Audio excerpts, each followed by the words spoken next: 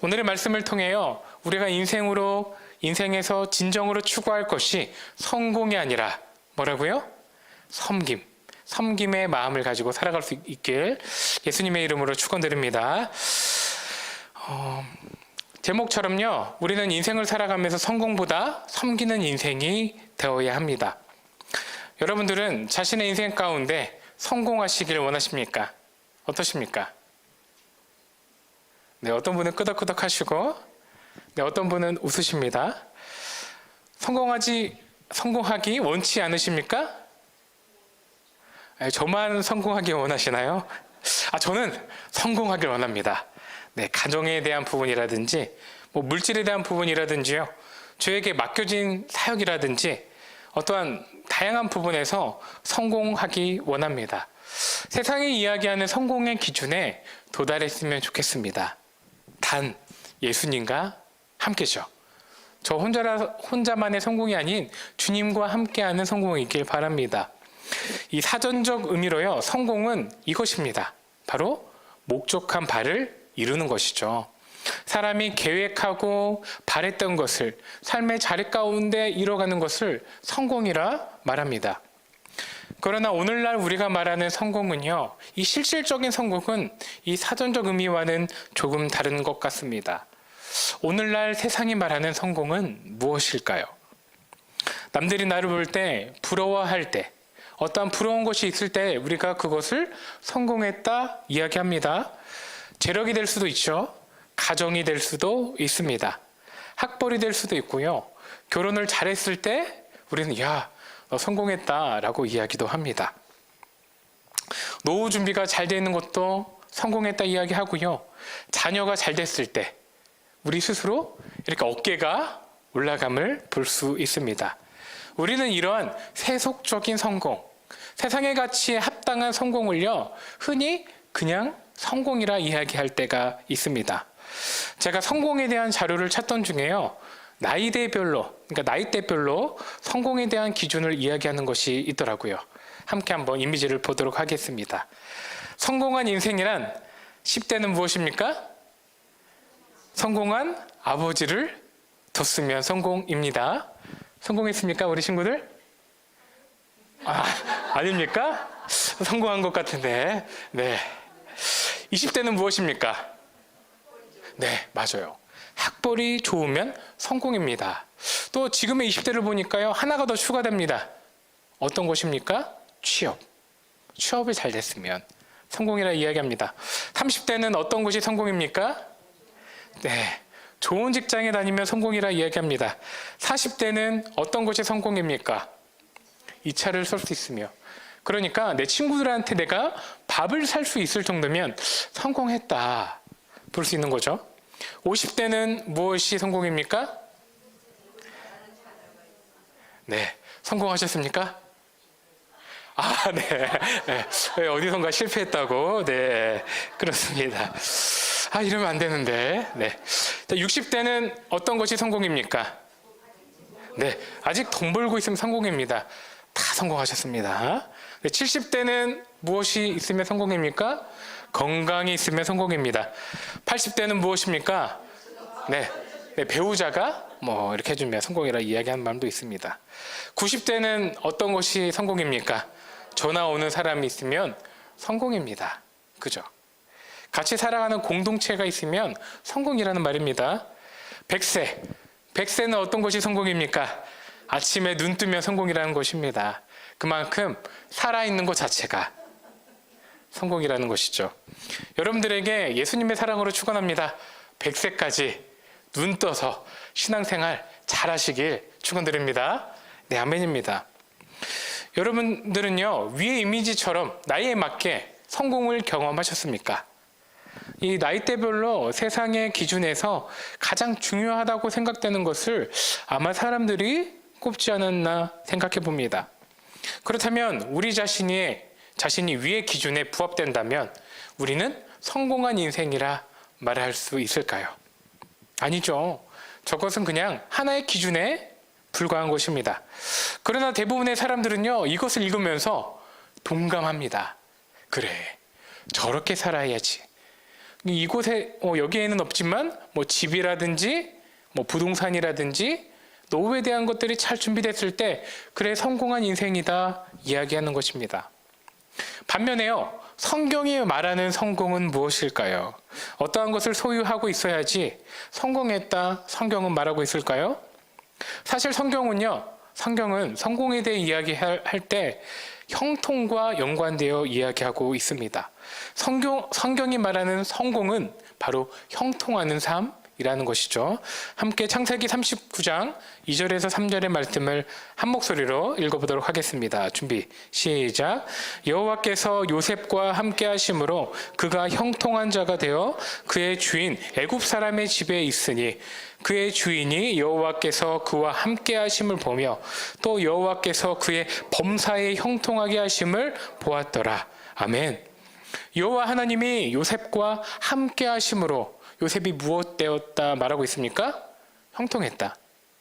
하나님이 함께 하시면 형통했다 성경은 말합니다. 어떠한 것을 요셉이 소유했기 때문에 그런 것이 아닙니다. 요셉이 좋은 자리에 있었기 때문에 형통했음을 말하고 있지 않습니다. 그의 인생에 단지 누가 함께함으로? 하나님이 함께 하심으로 형통했다, 곧 성공했음을 말하고 있습니다. 이렇듯이요, 요셉처럼 우리도 마찬가지입니다. 우리가 무엇을 가졌든지 어떠한 것이 있든지 어떠한 것을 놓치고 있든지 그것은 중요하지 않습니다. 형통의 근원이신 예수님이 우리와 함께 하시면 우리는 성공한 인생입니다. 아멘입니다. 네, 당장의 일반적인 기준에 연약함이 있고요. 또한 가지지 못한 것이 많더라도 세상의 기준에 부합되지 못하더라도요, 예수님이 계시면 100세까지 인생을 살지 못하더라도 우리는 하나님과 천국에서 100세까지 살면 되는 것입니다. 믿으십니까? 그것이 형통한 인생입니다. 그러므로 우리 앞뒤좌우로 다시 한번 이렇게 권합시다. 예수님 안에 거함이 성공입니다. 네, 아멘입니다. 네, 분위기로 봐서는 이미 설교를 끝내도 될 것 같습니다. 그런데요, 하나님이 세우신 이 교회 가운데서요, 아까 우리가 살펴봤던 이 나이대별의 성공, 어떤 세상적인 성공이 들어올 때가 있습니다. 물질만능주의, 명예주의, 가식과 계급주의가요, 하나님의 말씀보다 먼저 되어 이 교회에 세상의 기준이 들어올 때가 있다는 것입니다. 우리 교회가 어떤 교회입니까?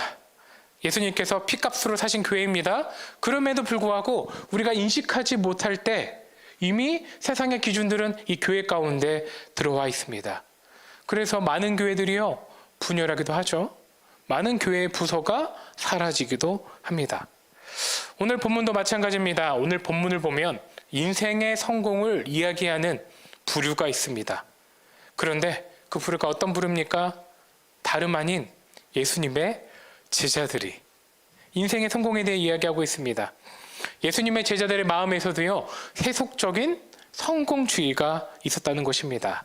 31절과 32절 함께 읽어보도록 하겠습니다. 준비 시작. 이는 제자들을 가르치시며 또 인자가 사람들의 손에 넘겨져 죽임을 당하고 죽은 지 3일 만에 살아나리라는 것을 말씀하셨기 때문이더라. 그러나 제자들은 이 말씀을 깨닫지 못하고 묻기도 두려워하더라. 아멘.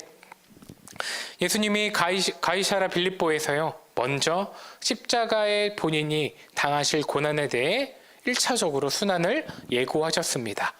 그리고 오늘 마가복음 오늘의 본문에서 두 번째로 갈릴리를 지나가면서 다시 한번 자신이 당할 순환을 예고하셨습니다. 단순히 자신이 당할 고난만을 말씀하신 것이 아닙니다.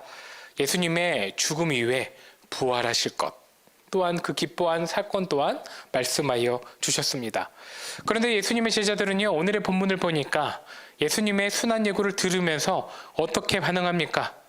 입을 떼지도 못하고요, 말 한마디 하지도 못하고 두려워합니다. 왜 예수님의 제자는 두려워했을까요? 먼저는 예수님의 말씀을 이해하지 못한 것입니다. 예수님께서 자신과 함께 하시며 하나님의 아들로서 신의 대리자로서 악한 자들을 심판하실 것이고 또 의로운 자들을 격려하여 상 주실 것인데 왜 자꾸 예수님은 죽겠다고 말씀하신 것인지 이해가 되지 않는 것이죠. 제자들이 생각한 예수님은요, 자신들과 함께 예루살렘에 올라가셔서 왕이 되셔야 한다는 바람들이 있었습니다. 그러한 바람에 예수님의 말씀은 자신의 마음과 맞지 않는 것입니다. 그러나 1차 순환예고 때 베드로는 예수님께서 하실 것을 막지 않았습니까? 그때 호되게 혼났죠.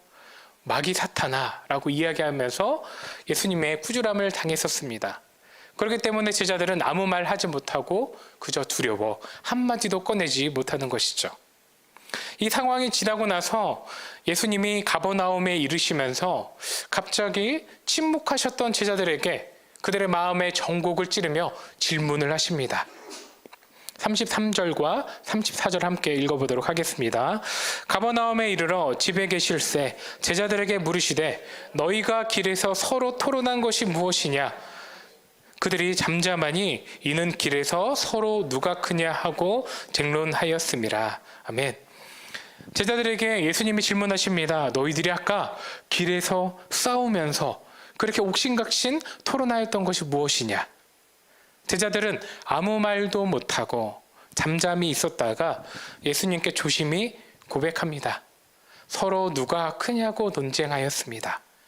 그냥 이야기한 것도 아니죠. 서로 어떤 사람이 더 우선인 제자인지, 어떤 사람이 더 높은 자리를 취해야 되는지 서로 옥신각신하며 투쟁하며 다퉜다 말하는 것입니다. 예수님께서는 모른 줄 알았었는데 예수님은 다 알고 계셨던 것이죠. 제자들은 예루살렘에 올라가서 왕이 되셨을 때 누가 그 큰 자리에 앉을 것인지 서로 싸우고 다툼했다는 것입니다.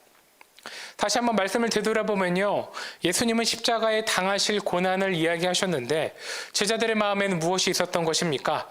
성공주의. 예수님을 통해 나도 한 자리를 차지하고 싶다. 이러한 세속주의, 성공주의가 있었던 것입니다. 이러한 예수님과 제자의 대화는 제자들이 지속적으로 그의 마음 안에 성공하고 싶다라는 욕망이 있었던 것을 확신할 수 있습니다. 예수님을 처음 따를 때 제자들은 어떠한 모습이었나요? 그물도 버리고요, 배도 버리고 가정도 버리고 예수님을 쫓았습니다. 그러나 시간이 지나 지금 어떠한 마음입니까? 예수님을 통해 성공하고 싶다. 그 솔직한 마음이 그들의 마음에 있는 것입니다. 그렇다면 오늘을 살아가는 우리의 마음은 어떻습니까? 예수님을 향하여 성공적인, 세속적인 마음은 없습니까? 어떠십니까? 기독교 서적 중에 하나의 책을 소개합니다. 하나 넘겨주시겠습니까? 바로 제목이 어떻습니까?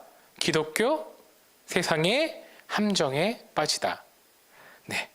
기독교 세계관에 함정에 빠졌다라는 책인데요.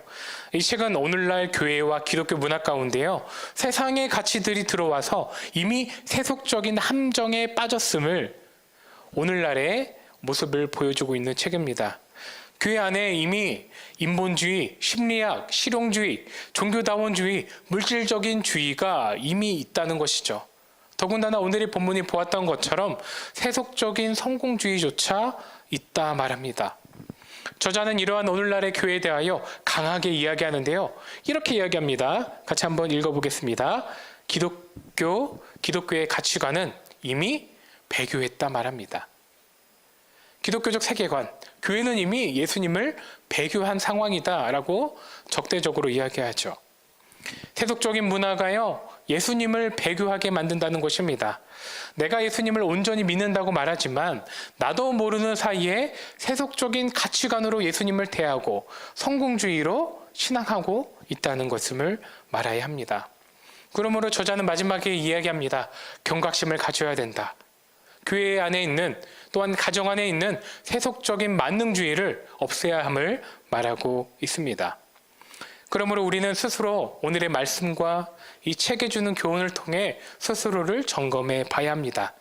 나는 예수님을 바라보며 세속적인 가치관을 가지고 바라보지는 않는지, 나와 자녀, 가정, 우리 교회 공동체 가운데 세속적인 성공주의는 있진 않는지, 물질 만능주의가 들어와 있진 않는지 스스로 공동체와 나의 마음을 점검해야 합니다. 세속적인 마음이 있다면 우리 또한 인식하지 못하지만 이미 예수님을 배교하고 있는지도 모르겠습니다. 저번 주 청소년부 친구들의 어떤 시험 기간이었습니다. 그래서 제가 설교 제목을 시험 때문에 시험 들지 말라라고 이야기했었죠. 시험 보는 것 때문에 그 마음의 고난의 마음을 가지지 말라고 이야기했었습니다. 함께 기도하고 격려해 주었는데요. 그때 제가 이렇게 기도했었습니다.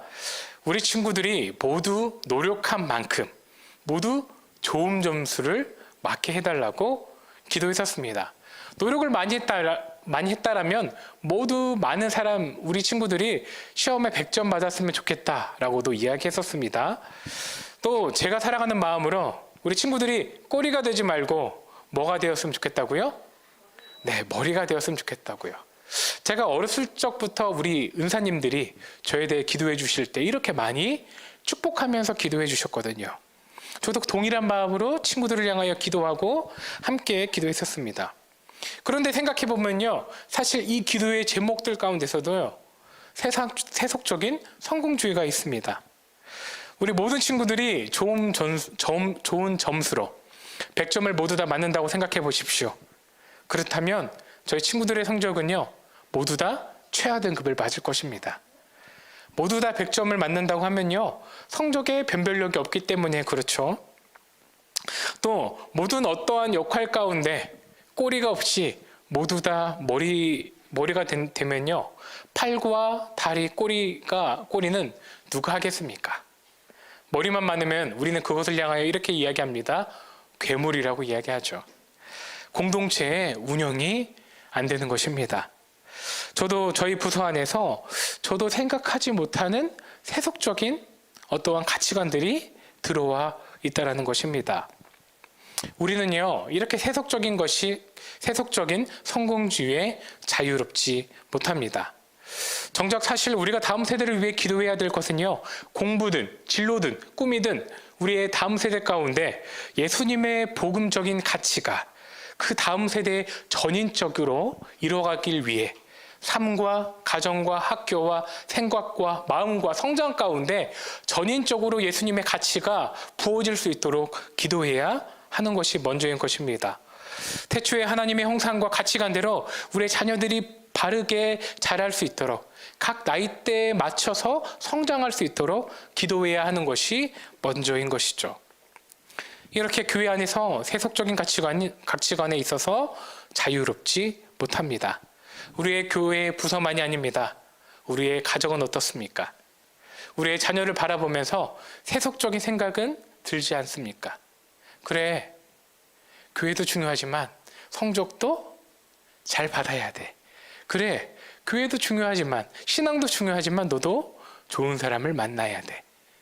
좋은 사람, 예수님을 믿는 사람도 만나지만 좋은 사람이면 결혼도 생각해봐 라고 우리는 이야기하지 않습니까?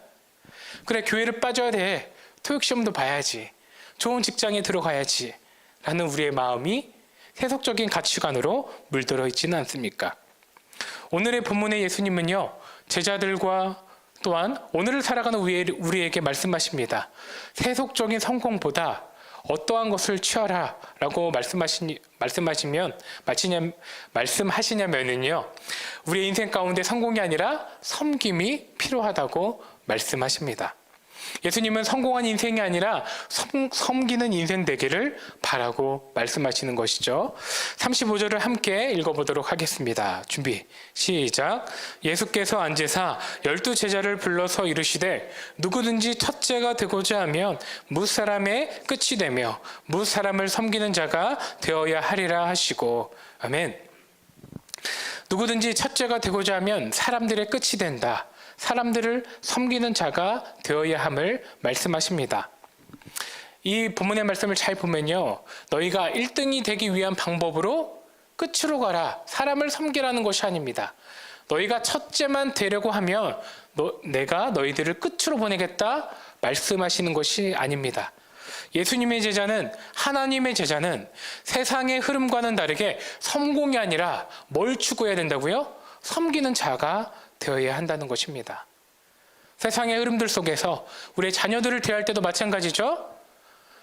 1등이 되기보다, 성공하기보다 섬기는 자로서 바르게 키워야 됨을 말하고 있습니다.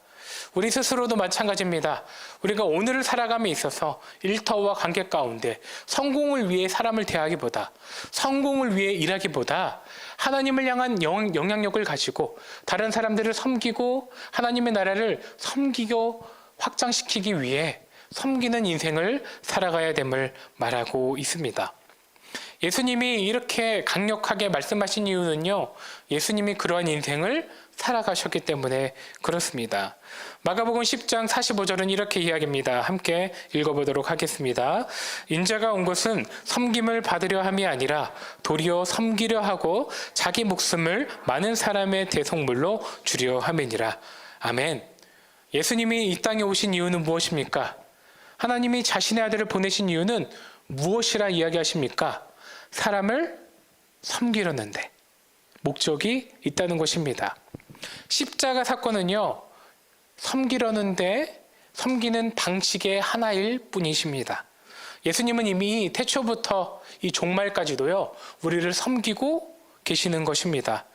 예수님이 우리에게 보여주셨던 그 섬김의 정신이 성공하기 위해 바삐 살아가는 우리에게 교훈이 되는 것이죠. 예수님을 섬기듯이, 그리고 이웃을 섬김을 말씀하십니다. 마가복음 12장 31절은 이렇게 이야기합니다. 졸리니까 함께 큰 소리로 읽어보도록 하겠습니다. 시작. 둘째는 이것이니 내 이웃을 내 자신과 같이 사랑하라 하신 것이라. 이보다 더 큰 계명이 없느니라. 아멘. 예수님은 큰 계명에 대해 두 가지로 말씀하십니다. 첫째는 누구를 섬기는 것입니까? 여호와 하나님을 섬기는 것. 둘째는 누구를 섬기는 것입니까? 내 이웃을 사랑하는 것. 예배는 영어로 워십이라고도 이야기하고요. 또한 원문적으로 본다면 서비스라고도 이야기합니다. 서비스가 무엇입니까? 섬기는 것이죠. 하나님을 섬기는 것이 바로 예배하는 것입니다. 또 오늘의 방금 읽은 말씀처럼요, 하나님만을 섬기는 것이 아니라 다른 사람 또한 서비스, 섬김을 하나님은 말씀하십니다. 이웃을 사랑하는 방법도요, 그 정신에 예수님을 섬기듯이 다른 사람을 섬겨야 함을 말씀하고 있는 것입니다. 오늘의 말씀을 정리합니다. 예수님은 우리에게 바라고 계십니다. 성공한 인생이 아니라 섬기는 자 되길 원하십니다. 세속적인 성공으로 예수님을 바라보기보다 하나님을 섬기고요, 또한 겸손히 다른 인생들을 섬기길 원하시는 것입니다. 우리의 마음 스스로를 돌아봅시다. 우리의 삶의 자리 가운데 가정과 일터와 자녀를 향하여 바라보는 눈 가운데 세속적인 성공주의는 없습니까? 하나님을 섬기고 사람을 섬기는, 하나님이 보시기에 큰 자로 살아가시는 영혼어른의 모든 성도님들 되시길 축원드립니다. 오늘의 본문의 말씀을 보면 제자들은요, 그의 마음 가운데 자신도 모르게 세속적인 성공이 있었습니다. 예수님을 통하여 한 자리를 취하고 싶은 마음, 예수님을 통하여 나 또한 고난받지 아니하고 우월감에 빠지는 마음이 있었습니다. 우리의 인생에도요, 우리의 교회 가운데서도, 우리의 가정 가운데서도 나도 모르게 세속적인 성공주의가 있습니다. 좀 더 기도의 자리로 나아가실 때 그 성공적인 세속주의의 마음이 있다면 하나님, 우리의 마음을 바꿔달라고, 또한 예수님을 사랑하듯이, 예수님을 섬기듯이 다른 사람 또한 섬기며 살아갈 수 있도록 인도하여 달라고 기도하셨으면 좋겠습니다.